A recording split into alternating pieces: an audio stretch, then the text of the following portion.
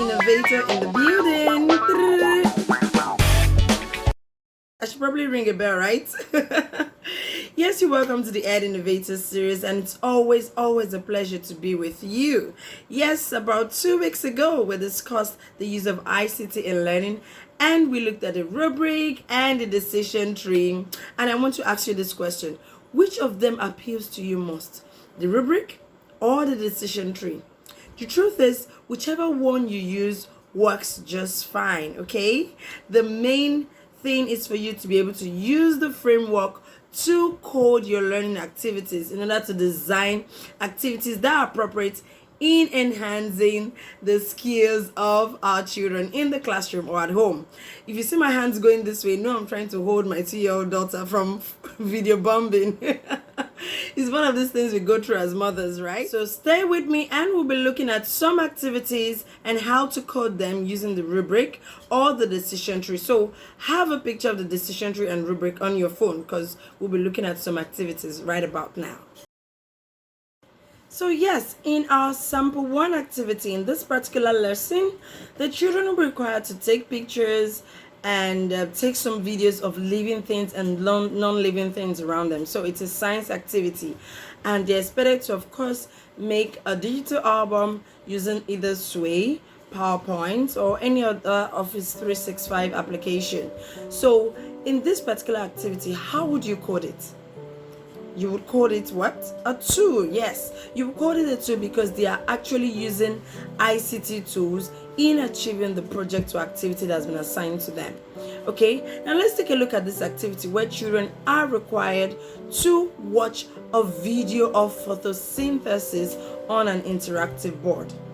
Are these children actually using ICT tools to enhance their learning process? So yes, they are not using ICT tools to enhance their learning process. Why? Because they are actually not involved in the utilization process. They are not using their hands. They're not working with ICT tools. They are basically looking at an interactive board and watching a video on photosynthesis, right? Let's take a look at this third activity. In the third activity, the children are required to develop a game application. And this game application is meant to teach young children, toddlers particularly, about safety. Beautiful, right? So yes, they have a target audience and they are developing an ICT product. And so it is coded, did I hear you, Claire? A 5. Good.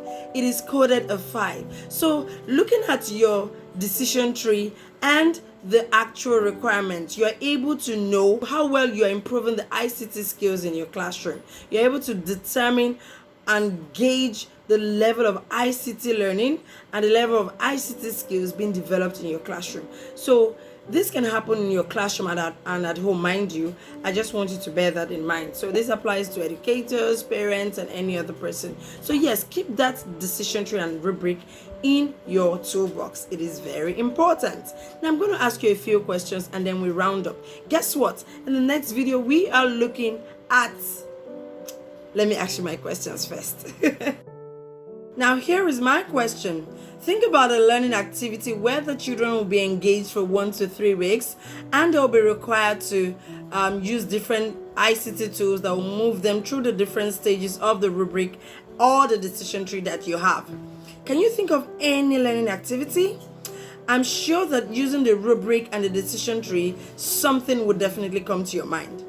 And the second question I want to ask you is thus: can you think of how to move from a learning activity that is coded a 4 to a code 5?